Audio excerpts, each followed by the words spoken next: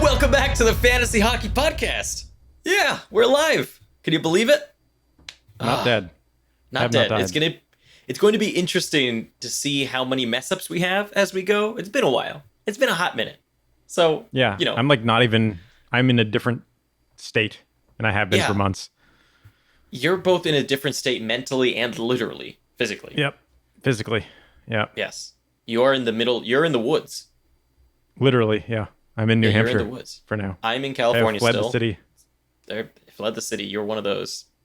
But you have a kid. That's reasonable. I did it very early on, and I have not left this property in more than like twice, I think, since we've been here. It's really not good. It's not healthy. I have a rumor. I mean, you're not a big outdoors guy anyways. You don't really like leaving the house. Unless it's like for food or drinks or something like that. Those are two good reasons to leave, and I can't do it for either one of them now. No, because there's nothing around. I mean, you get to watch foxes. Brandon has a little fox playpen. Yeah, there's a family of foxes that are out in the backyard, although I haven't seen them in a while. I think they may have moved. But maybe they transferred. Maybe they left too. They're like, yeah, we're not getting this thing.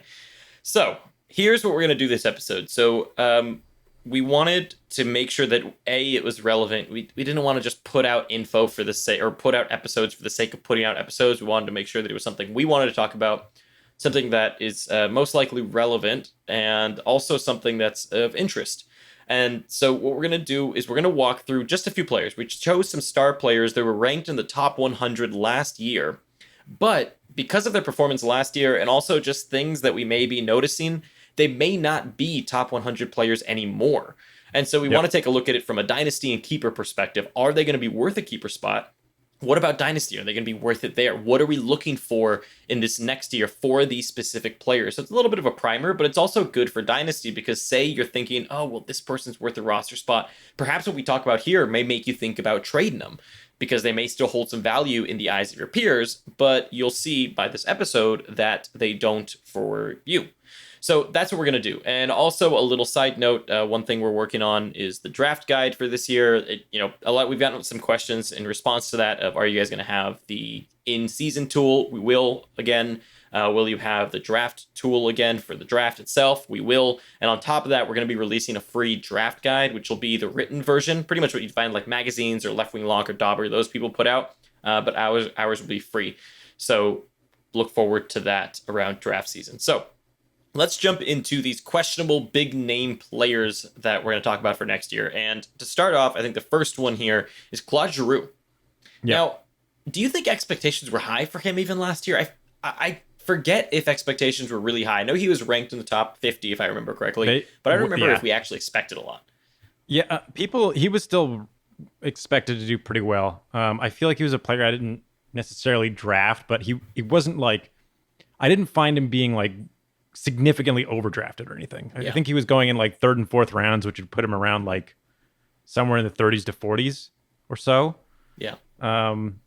Which felt reasonable. I mean, he is a points forward player. So in a bangers league, if you're taking Claude Giroux, you know that you might have to make up some of the gap there on things like hits and PIMs and whatnot. But his triple eligibility, I think, is one of the things that really drove him up. Him being center, left wing, right wing eligible. People like that a lot about him. I think before the last season started, I still believe this. I mentioned that I think that worrying about position eligibility really early in the draft is like kind of doesn't matter. I don't necessarily say like, I don't mean like to ignore the position. I mean like somebody having center, left wing, right wing is like fine, but I think it's a lot more valuable to be getting somebody like that in the 9th round than in the 3rd. Where I'd rather just have whoever's best available, probably, other than maybe a center. Yeah, like that triple eligibility doesn't make him jump 10 people or whatever just because he has triple eligibility. Right. Like, I mean, you'd see him, you think about like some of the peers that he was being taken over, like Tarasenko's and things like that in bangers leagues. And it's like, why are they doing that? Oh, because of the triple eligibility. It's like, but Tarasenko gives you so much more. And like, have you already put yourself in a hole or you need triple eligibility to like make up for the team that you built? There's no way. You're only 3 rounds into the draft or whatever. Now, as far as discussing these players, one thing I wanted to avoid, for the most part, avoid cumulative stats. So points even, because the season wasn't finished, obviously. So comparing, say, Giroux's, 60 points or whatever to last year's 100 isn't necessarily fair. So instead, I'm last year taking he a had look. 85, didn't he? It was the year 85, before last year, and then 100. Yeah. Yeah, over 100 the year before that, and then 85 last year. And those 2 years were pretty big anomalies for him compared to the rest of his career. So let's take a look at a few of his numbers here that I wrote down. His IPP, first off, for those that are new, if I know some people have discovered us during COVID, which has been awesome. But if you're not, welcome. Cool. You can get a refresher here. But IPP is the percentage of points that you're involved in while you're on the ice. So if a point happens while you're on the ice, were you involved or not? If you are, that counts for as an IPP, I guess, if we want to describe it that way. If you're not, then it doesn't count. If you're not, then it was 0 of 1. If you are, it's 1 of 1. There you go. So IPP for Giroux last year was 63.9% when the season finished, versus the previous 3 years, he was at 68.25%. So not a huge decrease. It's a little bit, but it's not something that you point to and you're like, so that's why he slowed down. That really wasn't it. His points per 60 were lower, 2.43 versus 2.94. His time on ice was pretty much the same, 19 minutes versus 20 minutes for the past 3 seasons on average. And his shooting percentage was also pretty much in line at 10.6 versus 11.2 the years prior. But you've got to remember that in that 2017-2018 year where he got 100 points, he shot at 17.6%. So everything gets inflated a little bit in that 3-year average, right? That 11% is a little inflated because of that 1 year. So even 10.7% this past year is pretty good for him. This year was his highest since 2013, if you don't count 2017. So it's the second highest since 2013. His shooting went up. His offensive zone starts went down, but they were the same amount when he got his 100-point season. So it's not that big of it. You're like, okay, sure, they went down, but I mean, he did 100 points with those same offensive zone starts. So I think for me, at least, what I see for this upcoming year is that this 0.8 point per game player, around exactly the pace he was at this year, is probably who he is. We probably saw his peak in 2017. But what do you think? I think Claude Giroux is one of the most unique cases in that this is totally like I'm being overconfident with this, but I know what the problem is. What is the problem? The problem with Claude Giroux. No, Pretty. Shut up. The problem with Claude Giroux is that in these seasons, the previous 2 seasons where he got 185 points respectively, there was one major difference between those seasons and the seasons prior, and even most, or at least half of the current season, if you want to still call it the current season. And that is Giroux played the wing in those 2 major seasons. When he plays center, he does not produce as much. Just flat out does not do it. Yeah. So I think that is it. That's the thing with Giroux, and you could see it towards the end of the year. Giroux was playing wing again, and you started to see his points start coming up. I think that combined with a lot of the power play that they were like experimentation they were doing over there. Yeah. His 70% typical power play ice time dropped down to 56%. It's a fairly significant dip for him. Yeah. And I think that like translated a little bit. I mean, he actually never has been the world's best power play point producer regardless. So actually on paper, it really made no difference, but it still just reduces his ability to score points. Yeah. So I think he's a risk because you don't know where he's going to be. If I knew for a fact he's going to be playing on Couturier's left wing, I would still like him a lot going into next season, but I just don't. I think the first thing they do when they decide they need to split up scoring or something is they move Giroux back to the wing or back to the center. And then you wind up with both him and Couturier getting hurt because Couturier will drop in his line deployment and Giroux will lose him as his center, which has been so effective for so long, at least from a fantasy perspective. Yeah, so I agree. He's kind of in an awkward situation where potentially deploying him to be his best fantasy self is not best for the team, actually. So it's sort of weird. So I'll pose this question, I think, for a lot of these players, because I'm curious to get your take. So last year, and we'll talk about this player next, but last year I traded Jamie Benn for the first overall in our draft because I needed wingers in my Dynasty League, and I got Capo Caco with that. That worked out fantastically. Don't worry, there's still a lot of time. It's just the beginning for me. But we'll see if it works out fantastically yet. We'll see. I don't think Claude Giroux is at that point yet where I would trade him for prospects. No. I mean, the Jamie Benn was a pretty hot take too, but it's Ben is I guess we can kind of transition because Ben's the next one we're talking about here. But to kind of compare him, even though they don't really compare very well.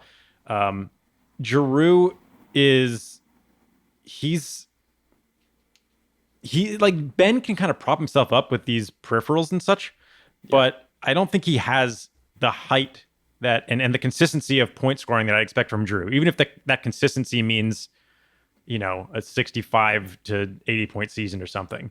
Yeah. We now know that Benn is not guaranteed to do anything. We just other than hit people, which is fine. But yeah, so I agree that I think that even in bangers leagues, Giroux is worth more than Benn. And if I really wanted to rebuild, it's going to cost more than even just the first. Well, maybe not this season, but in typical seasons, it would cost more than the first overall for a dynasty league. Meaning, you're drafting the current draft class. Yeah, and we'll go over rookies at some point here soon too. That once it gets closer to draft time. Yeah, I think after draft will be when we do that, because it's going to depend on what teams these players wind up on, what their immediate and short-term future looks like. It's also going to take us about 3-4 weeks to learn how to pronounce half the names. So I'm so scared. It's going to be awful. There's some hard ones this year, man. There are some really hard ones. I'm telling you. Okay, so we're talking about Jamie Benn now. One thing that struck me as a big issue, this is also for a guy like Tyler Seguin, is that his minutes dipped a lot. His minutes dipped down to 16:26. That's not good, especially if you're saying, okay, Benn is a peripheral guy. That's fine, but the less time you get also means the less peripherals you can get. So, and the thing is, like you were saying with Claude Giroux, is that ceiling is there if he plays the wing. It's very hard for me to see Jamie Benn in this new system that the Dallas Stars are playing, which is defensive, to have this crazy ceiling. I think he is a 0.6 point per game player at best in a way. I think that's who he is. He's no longer a point per game guy. His shots have also been decreasing. It's the second year in a row that his shots decrease, and now he's getting less minutes, which means his shots are going to decrease even more. His honest shooting percentage was fine. His IPP was fine, pretty much the same as last year. A dip in power play percentage because they're doing this weird split power play thing. I think this is the new normal. And to me, Jamie Benn I don't even know if he's necessarily worth it. I wouldn't go acquire Jamie Benn. I think I'd absolutely be looking to sell Jamie Benn if there's someone who actually cares about his price. I don't think you'd get a first overall for him anymore like I did last year. No, probably not. Not this year, anyway. And especially when you look at players that have a similar IPP to their career, right? You look at Jamie Benn, he got a 63% IPP versus 67% in his last 3 years. What that tells me, when your IPP is just about the same, is it's telling me, okay, two things could be happening. You're either on the ice for less goals in general. That's a possibility. Maybe you move down a line or two, and so now there's just not as many goals to be getting in on. Wow, you see, there's my first mistake of the day after not podcasting in forever. Or the second option is that as a team, your system has changed so much that in total, there's just not that many goals to get in on. And that seems to be the case with the Dallas Stars. Their entire system is super defensive now, and there's just not as many goals to get in on. And so guys like Jamie Benn, guys like John Klingberg, guys like Tyler Seguin get hurt by that. Yeah, I think it kind of defines all of the Stars, like you're mentioning here. It's not just going to be a Jamie Benn problem. It's going to be an everybody problem. Yeah. I think that there's an interesting story developing there where you've got Gurianov and Hintz that are both emerging as new offensive threats for the Stars. But what's that mean? It means that guys like Radulov and Benn are getting kind of toyed with, where they were almost guaranteed, not even almost, they were guaranteed basically top power play deployment in the years coming up to the 1920 season. And then the acquisition of Joe Pavelski and even to a lesser extent, Corey Perry, plus Hintz and Gurianov showing up, really kind of messed with what seemed like a guaranteed lock power play, especially when Hintz came out the gate so strong. So all those things combined to make Benn just even a little bit more scary. And the thing is, to me with Dallas, the scariest thing is that it's working. There is no incentive for them to change what they're doing right now because it's working for them. They're winning. They have a great goaltender. They have the system in place to do exactly what they're doing. They're a good team, and the way they're playing is working. So I don't see a possibility where it's like with Giroux, right? Where something's not working. Okay, put him back on the wing and see what happens. I just don't see that with Benn. Yeah, maybe they shift lines, but from an entire system perspective, I don't see them saying, oh, you know what? We're scrapping this whole system right now. Yeah, they Yeah. could move Benn to the top, whatever. And we also have Tyler Seguin on this list, and this is probably a good time to segue into him, but he also saw a lot of these same things as Jamie Benn. Almost I will a say 2-minute that dip in average time on ice is one thing. I actually do think Benn will be a little bit better than he was this season. I don't see him being a 45-point player. That just seems strange to me. I think he's a little bit better. I don't think like leaps and bounds. I think I'm talking something like 55 points would be where I'd put him on a good season. Yeah. It's just, I don't know. I have a feeling he's gonna wind up getting moved or something, but we'll see. I wouldn't be surprised by that either, honestly. But even then, I think if he gets moved, he reminds me a little bit, and this is hyperbole, so don't take it literal, but he reminds me a little bit of David Backes. Well, similar role. Backes was like 100 years old by the time he got moved. Yeah, Benn's only 30 or 31, whatever it is. But what I'm saying is, I think if you trade for Jamie Benn, I think at this point, you probably aren't putting him on your top line. Yeah, Probably. I guess it depends on who's getting him. Just like hypothetically, like if you went to the Islanders or something, that would be like, I wonder what that looks like. It would be a mistake, honestly, because it's not, you're not acquiring the correct type of player. But I could see that mistake being made. Yeah, absolutely. And I think either way, though, I don't really see Benn becoming this offensive powerhouse. You know what I mean? Even if I have written here, he's basically a more interesting Trocheck now. that's my last line of Jamie Benn. That's accurate. I agree with that. Yeah. Yeah. And mostly because of the left wing eligibility. And that's not great. It's not great. Trocheck's most interesting was 2 years ago now. And it's just been downhill since then. Not anymore. So moving on to Tyler Seguin. Yeah, let's move on to Seguin. So he also had a 2-minute dip in ice time here, average ice time, compared to his last 3 seasons. His shot pace dipped a lot, which was something important to watch. And I think that this is also the story of, like we were talking with Dallas as a whole, right? We saw it with Benn, we saw it with Seguin, we've seen it with a few other people. Their shots in general dipping because they just don't take as many shots. They score goals, they play well defensively. They don't score many goals. They score enough to win. That's their style. And so with a guy like Tyler Seguin, his shot pace dipped from 4+ shots a game to 3.5, which is below his average on Dallas of 3.8. So say his career on Dallas is 4 shots a game. He's dipped down to 3.5 on average.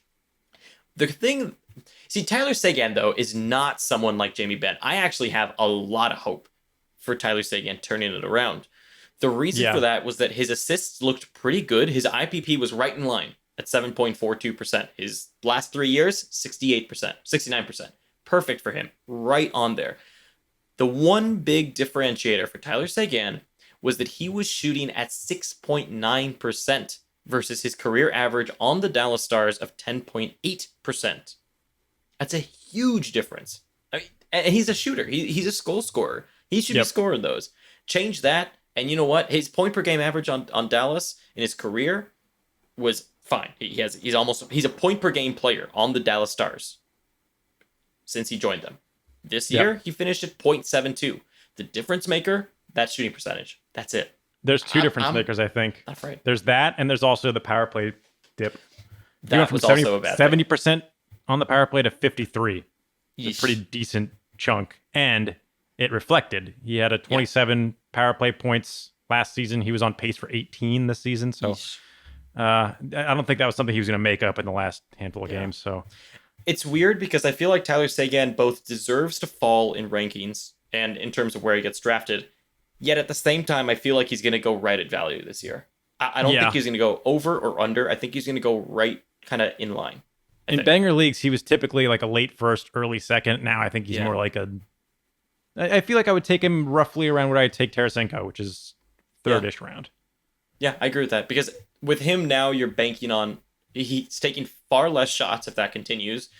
Far less points, perhaps less points overall, and less power play points.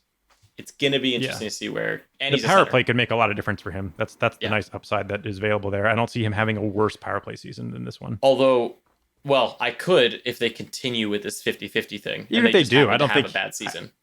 Even if they do that, I think he'll just do the same. I don't think it'll be worse. That's fair. Yeah. I do think he's a point per game player. I think he's a little shy of that. I think he winds up in the 70s next season, but I mean, not a huge dip. I could see him like 75, 80s. And again, this is all very rough, very, very early estimates in terms of projections. Now, the next guy here hurts my soul. Sergei Bobrovsky. Oh boy, somebody won that bet, didn't they? To be fair, okay, hold on. To be fair, there's an asterisk next to that bet. The season never finished. Bobrovsky still had about 12 games to go on a tear and win the Vezina. Just saying.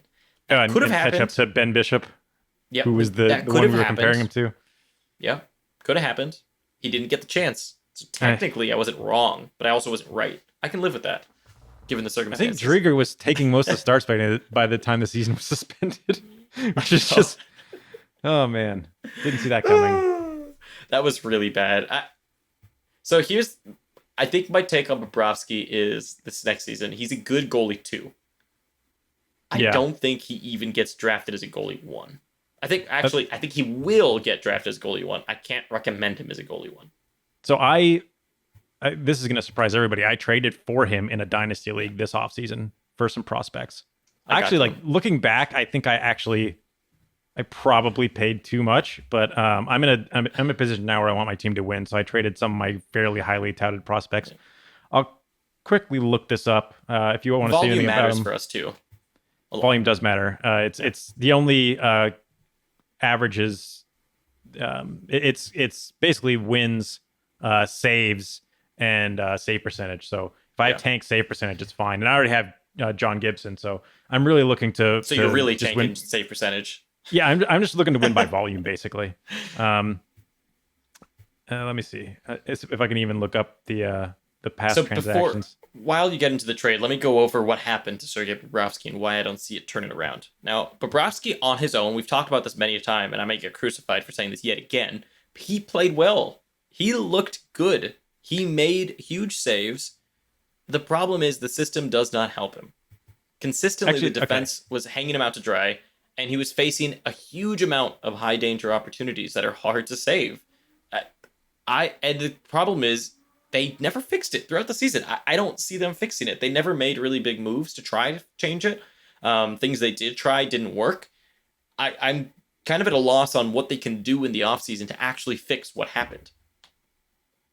Yeah. I don't know. I mean, not put Yandel on the ice. They kind of figured that out for a while, but probably so helps. The trade wound up being I got Bobrovsky and I traded away Logan Brown, who is an up and coming center on the Senators, who played a handful of games this season. Jordan Kyrou, who's probably one of the better, not officially fully starting in the NHL players yet. Yeah. Good Blues player, but it could take another couple of seasons for him to figure it out. If he even makes it to anywhere in the top 6. Yeah. And then Kaapo Kähkönen, the goalie for Minnesota that showed up for a while and played pretty well this season. This is like the third prospect goalie I've traded so far. It's worked out for you so far, though. I traded Blackwood. I picked up Binnington, and then I'm trading Kähkönen now. Here's the thing, though. In Dynasty, Bob makes sense. In our Dynasty, he does. In our Dynasty, he makes sense. In Volume Dynasties, in a lot of Dynasties, to me, Florida has a great team. They're really young. Yeah. There's a lot of really good players in the system. They could get a hell of a lot better. The truth of the matter is, too, they're not getting rid of Bob. Bob's not going anywhere until Spencer Knight is ready. So you have the upside. You have pretty much the surefire starts unless he starts getting injured constantly. They're a great up-and-coming team with a good coach who should be able to figure this out. To me, as far as Dynasty goes, Bob is one of my favorite buy low candidates. And I know people may get pissed at me for saying that because they're like, oh my God, look at what he did. But as far as upside goes, I can't think of a better player that's going to be cheap like him that could turn it around. Maybe Carey Price, but Carey Price is going to cost you the moon still because of name value alone. Yeah, plus I don't really like where the Canadians are right now. Yeah, me neither. They're older. They're an older team. Sure, they've got some good prospect come up. You got Nick Suzuki. You've got, damn it, who's the center? I forgot his name. Oh, Paling? No, not Paling. Paling's good too. They haven't. The other Suzuki played really center. He did. They have 3 good centers. They have another guy, Paling, Suzuki, and I'm forgetting. Someone will mention it at some point when they listen to this. But I like Bobrovsky a lot as far as the team he's on. Spencer Knight is still quite a few years away. Maybe they rush him a little bit, but even then, you have Bob still at the helm for quite a while, and his backups honestly suck. I don't like Drieger. Montembeault sucks. They don't really have anyone. Bob is the guy. He's got to figure this out. And it's both him and the team. It's both of them. So I think they will. So from a Dynasty perspective, great buy low in my opinion. Man, unless Drieger really does actually continue whatever he was doing. Yeah, I mean, I remember I said a certain unkind thing about a specific Blues goaltender that ended up not working out for me. So Yeah. we'll see. Okay, the next guy here is interesting. I'll let you take him, and that's Phil Kessel. Phil Kessel. Was anyone else more disappointing this year than Phil Kessel? We definitely didn't get any more Even though, questions than we did about Phil Kessel. We got the to most be fair questions though, about Phil Kessel. we did warn a lot of people about Phil Kessel in the early episodes. Yeah. So I think I only have three real key things for Phil Kessel here that really like kind of took my attention as far as stats go. First one is his shot percentage on the power play was actually better than it was last year. So Yeah, that's as insane. far as him being able to produce on the power play, he still can. It's just a matter of what kind of opportunities is he given and how. Yeah, But the thing that is the most alarming is in his previous season, he had an 82% IPP, which basically meant every time any puck went into any net, he was involved. The Pens just have that insane power play unit, so he's just able to get more shots on net and convert that into more goals. He was a great power play asset on probably the best power play that there was for a while, actually, a number of years, really. And now you're talking about the Arizona Coyotes power play. It's not too surprising that he wasn't able to really get a lot done there. He's also still at a pretty good IPP of above 70, which is tough to get. Most players do not wind up in able to have that kind of share in points, but it just doesn't really matter. He wasn't shooting in general. I don't think the system really works for him over in Arizona, and I actually think we're going to see him get kind of less and less time and start to get replaced by the youth over there. So I'm pretty low on Phil Kessel going forward, unfortunately. yeah, same here. And I think another thing, one other very key thing to me that stood out to me. Actually, I have two things that stood out to me. The first one was that his shots per game went way, way down. They went from 2.6 the year prior and 3 plus pretty much every single year before that to only 2 a game this year. That's a big, big dip for a guy who relies almost exclusively on goal scoring for his points. That's bad news bears right there. Now, the next thing here that was pretty shocking to me, but also not surprising, was his on-ice shooting percentage, which went down to 7.8% versus 9% average on Pittsburgh. And on top of that, remember that Arizona just doesn't score many goals in general. And on top of that, the average shooting percentage for the Arizona Coyotes as a team was only 8.2%. The league average shooting percentage was 9.2. So That seems high. Yeah. We mentioned this on a tweet recently. I actually tweeted and said something where the league average shooting percentage on the season finished at around 9%. But if you look at prior seasons, it actually finished at around 7.5%. So the fact that the season didn't finish changed a lot of things. And it's going to be hard to predict going forward what's going to be the new normal for shooting percentage. I don't know. I'm not quite sure.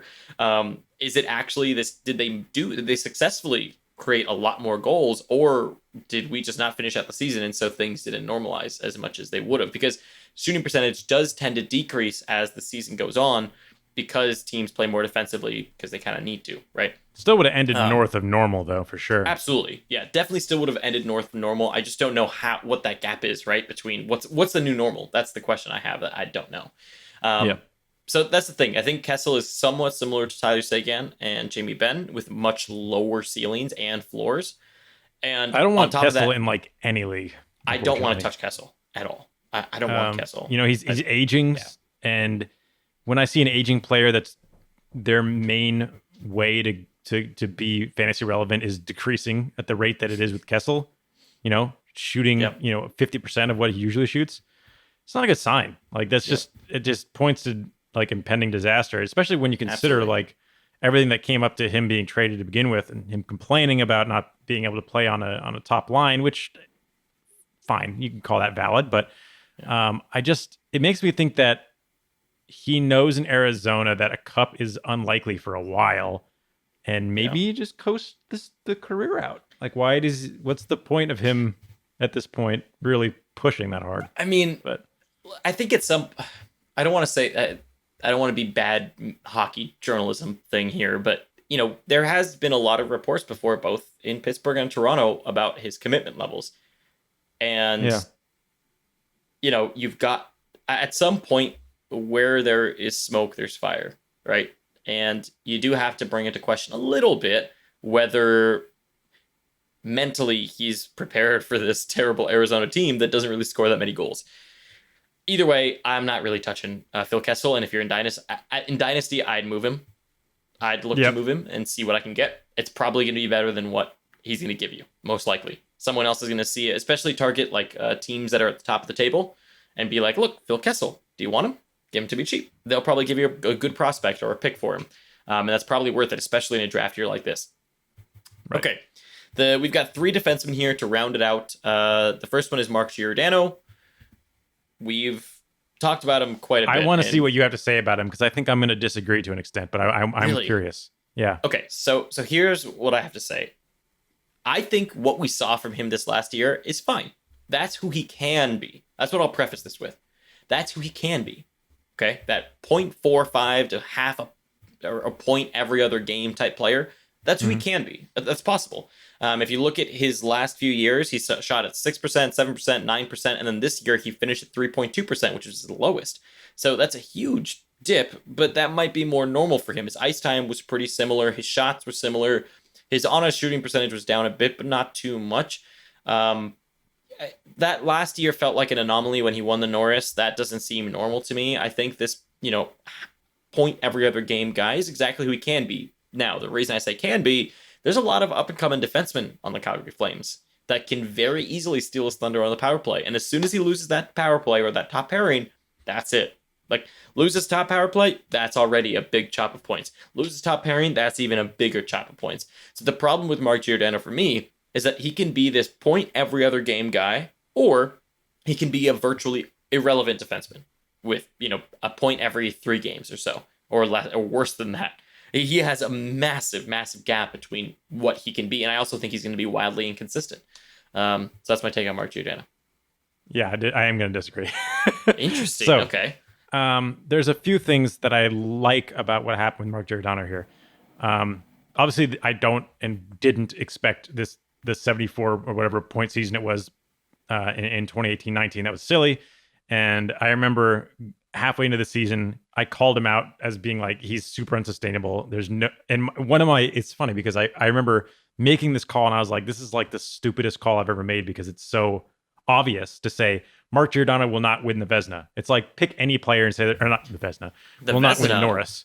And I was like, but it's just like pick any player and say they're not going to win their, like whatever the best version of their position is. It's like, it seems like an easy hedge bet, right? Like odds are you'll get right even if you weren't right about the prediction. Of course I got it wrong. But it still didn't make any sense to me then. That said, I think what we saw this season was kind of insane. The 39% sub 39% IPP he had is very weird for him. Typically an elite defenseman like Giordano will get around 50% IPP, which is what he had the previous season. I don't necessarily think he gets that high again, but he should have been above 40, I think.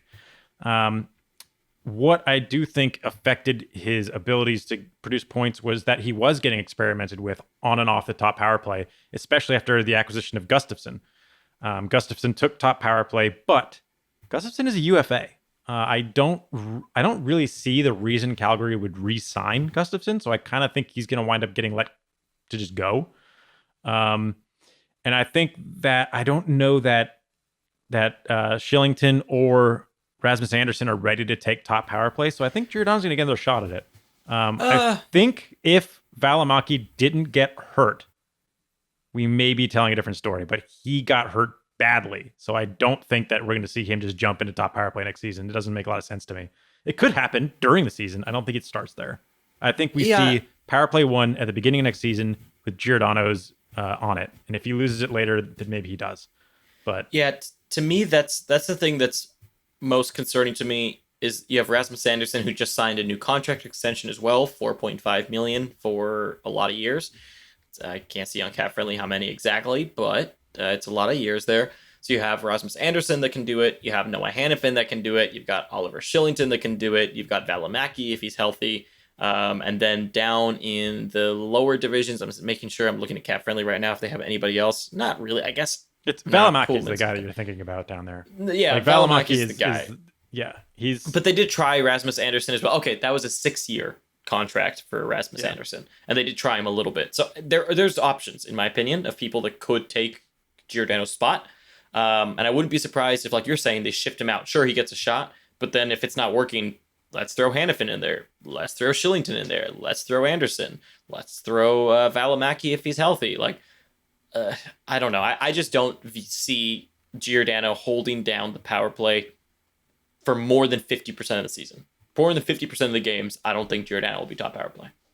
I think he could, but I do think he went overdrafted last season anyway. Yes, absolutely. I think this season, he winds up at value for redraft leagues.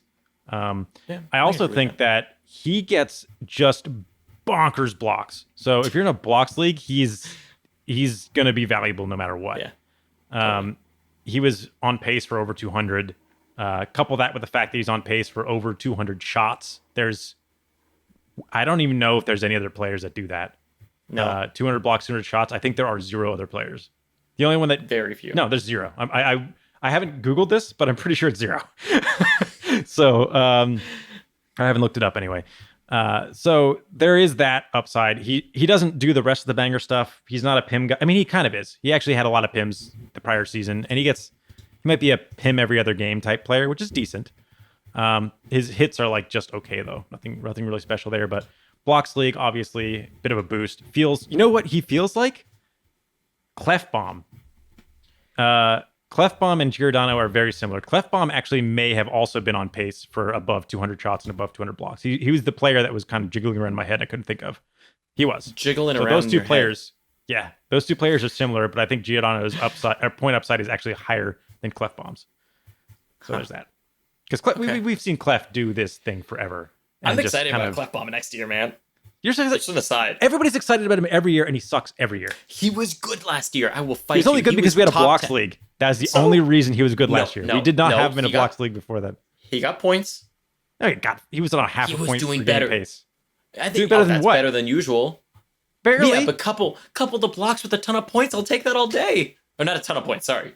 Yeah, but if you're not in a blocks league, he's way overrated. He was super overrated last season when he started going off. He was way over indexed even at the end of the season. Like, unless you're in a blocks league, he's just like a guy. He's not. I agree with special. That. For our blocks league, I'm very excited for him. Yeah, blocks. I mean, blocks add a whole nother dimension to the whole thing. That's what would bring up Giordano's value as well. Speaking of blocks, another guy that does block too, and this is a very contentious player, I've noticed. I didn't expect him to be so contentious, but the opinions on this guy range from he's terrible and like just a terrible defenseman to he's a first pairing defenseman. There's such a wide range of opinions on this guy. I'm curious to see where you fall on it, and that's Drew Doughty, the Los Angeles Kings. Now, what's curious to me, every year there's a few players people will say, oh, he was terrible. He was so bad last year. Like, I don't even want to touch him. And there's just these very hyperbolic takes on him.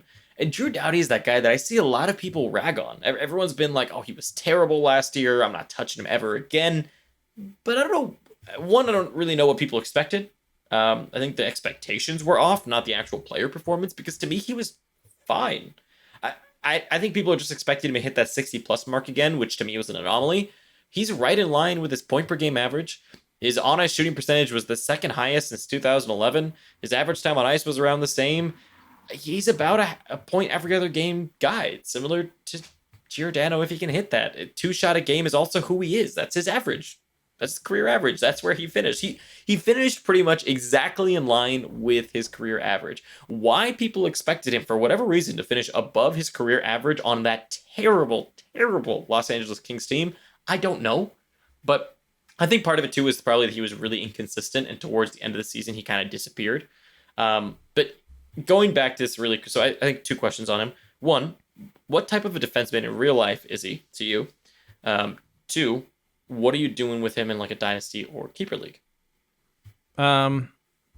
So before I even answer your questions, I think one of the things that did bother me about him was lack of power play. Yeah, I agree with that. Didn't quite get it done there. But Drew Doughty, I think I'm in the same headspace as some of these people that put him on some sort of weird pedestal. Like I paid the most attention to him on the season where he got 60 points, and I just expect him to be like, a good peripheral, decent point upside player. And what you got was like an okay peripheral kind of upside point player. And like, so as far as what he is in real life, I don't even care anymore. Just the only thing I pay attention to is him in the beef with the Matthew Tkachuk. That's all that matters. But I do think he goes almost every single season overrated into the draft, and I wouldn't be surprised to see it happen again. I don't expect a ton out of him, but I don't know. I mean, the Kings just kind of suck in general. So like, what do you really? They were a weird team though this season. They were a weird team. They were. From an advanced stats perspective, they looked a lot better than their record suggested, and we started seeing flashes of them actually win games and such towards the end of the season. But they're a weird team. I can't really make heads or tails of them. But then again, I don't see any defenseman taking that top power play slot from Doughty. So if he can figure something out, maybe he becomes a little bit more valuable next season than he was this season. But he's still just like, I still think somebody's going to take him in the 6th or 7th round, and I'm going to be like, all right, that'll be it. Enjoy him. Yeah. I mean, to me, Doughty is not a first pairing defenseman anymore. No. Can enjoy that $11 million contract. So he's also not going to be moved. So he's lucky that he's on a crappy team where he's still the first pairing defenseman. That could change very quickly, though, for example, depending on what happens in the draft. Or if Los Angeles acquires Sean somebody. Walker's been playing pretty well as well. I mean, who? Sorry? Sean Walker. Oh, yeah. Walker was playing well. And there was a good pair. I forget the guy who paired with Doughty really early on in the season. He had a weird name. I don't remember him. But anyways, there was a guy that was pretty good, actually. And he was, I think, 19 or something like that. So there was that. In Dynasty and keepers, to me, like in keepers, I think in a keep 5, I don't think he's worth keeping anymore. No, keep 6, not. probably not either. No. It doesn't matter what you count. I just don't. I don't think he's worth it anymore in those types of keeper leagues. So you can pretty much count him out there. And in Dynasty, I still think he's serviceable. Bjornfoot. Yeah, I think it was Bjornfoot that I'm thinking of. Yeah, he played really well when he was up. So that's interesting. And I'm curious to see what happens with the power play going forward, because they do have some good young offensive talent coming in. So I'm very interested to see what they can do on the power play, and if Doughty will even factor in on the power play anymore. So I'm curious to see that. So in Dynasty, I think he's still pretty worth it. I would be open to offers, but not really push him hard to get rid of him. That's kind of where I sit with him. That's about it. Yeah, he's like fine. Yeah. And the last one here is from the San Jose Sharks. Big name here at the end, Erik Carlsson. Another guy that's similar to Doughty. I don't know. I mean, I get why people expect what they expect, but Karlsson, he scares me a bit. Does him he? dropping Why? his shot pace dropping so much, it dropped a lot. Okay, yeah, shot pace is the scariest thing. Shot pace was the scariest thing. So the funny thing is, so I looked at that. I looked at shot pace, and I was like, "That's a bad sign." It's kind of the same thing, the same story I was telling with Kessel up there. Like, what does that mean? But what I actually think it means, and maybe I'm guessing here, but I think that Karlsson possibly played the entire season injured. I think that his decline in shot production may be related to more than just him not shooting as much. This kind of reminds me, and like this, I'm not making the same speculation about Ovechkin, but a couple of years ago, his hit pace declined significantly. And I remember seeing that being like, that's weird. Like that's either like a total system change or he played different because some other reason. And that's kind of where I'm landing with Karlsson. I don't think it's a system change because he was already on the Sharks. Yep. So I'm under the impression that he didn't want to shoot as much. So I'm kind of hoping to see that. I don't expect him to be above a 3-shot per game guy. I mean, they already have Burns for that, but I expect him to be above 2 shots per game, which is essentially around where he was. Yeah, he finished at 2.14 last season. Yeah, I expect him to be at 2.5 or so. Which, mind you, the season before on the Sharks, he was at 3. So he went down almost a whole shot a game. That's a big deal. It is a big deal. Yeah, but everything else pretty much the same, right? Power play percentage the same. Power play time on ice was the same.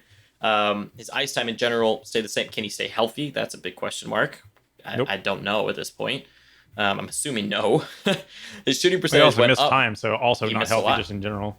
Exactly. 5% shooting, which was great because he finished at 1% the year before. So it was like, okay, is he going to be able to bring that up or not?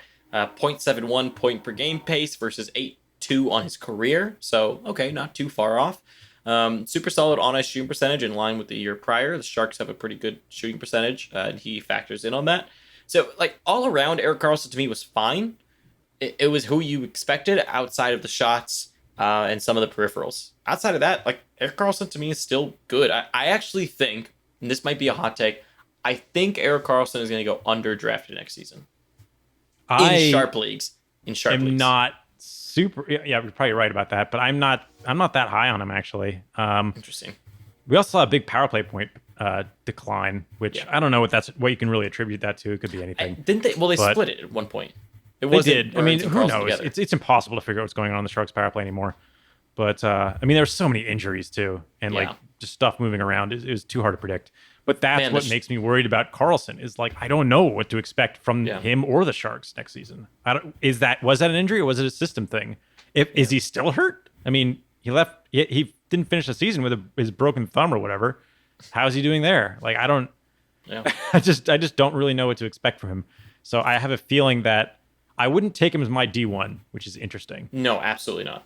I like for him to be my D1 would be if I faded defenseman. I got him in the 5th or 6th or something. I mean, I'm trying to think of a D1. There's a lot of D1s above him. Yeah, there are a lot of D1s above Here's him an interesting question. Someone who is not necessarily similar. A lot of people use him as a D1, but he doesn't have the peripherals. Torrey Krug versus Erik Carlsson. I'd have Karlsson in most leagues. Yeah. But that's because I expect him to shoot more, and I expect a little bit more elsewhere from him.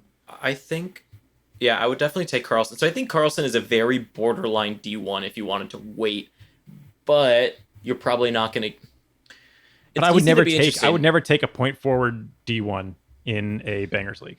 That's fair. I just wouldn't. I did that once. It didn't work out well for me. I mean, I would rather have, especially if it's a blocks league, I'd rather just like take Giordano later. Yeah. And just like, So you think Karlsson goes above Giordano? Yeah, definitely. Okay. Interesting. But like, does he go above Yossi? That's an interesting question. Yeah. He should not at this point in my opinion. No, but I don't think he should. I think Yossi should go above him. Also, I will say I called Yossi to lead the team in points. And you did. It looks like that will end that way. So I'm pretty stoked about that. That is so insane. Yep. That's insane. I don't think anyone would have caught him, honestly, even if the season would have finished. I don't think so. It's possible, but not very likely. Yeah, not entirely likely. So there you go. That is the episode. We are back. Kind of. We won't be like. Sort of. We'll be back at times. We're starting up a company at the same time on the side, which we'll talk about at one point. It is both of us together, which is sweet. So we'll explain that. It does have to do with fantasy. So if you follow us on Twitter, you may have seen what it is already. We don't want to fully talk about it yet on the podcast. We will at some point. So that's why we've been away. Apologies on that, but we promise cool things are coming. We have a lot of other things coming out. Be sure to follow us on Twitter if you don't already. As I write the draft guide and Brandon helps me out with it, we will also be tweeting out some cool facts that we discover from that in case you're starting to prep for a draft or doing mocks or anything like that. Mock drafts will be back at some point as well. So lots of cool things coming. It just may not be as immediate as you had hoped. We'll also have to do the Razzies at some point here soon. So lots of things. Yeah, got to do the Razzies. So thank you so much for listening. Hope everyone is doing all right out there. Take care of each other. Stay safe. We will see you hopefully very, very soon. Yep. Thanks for listening.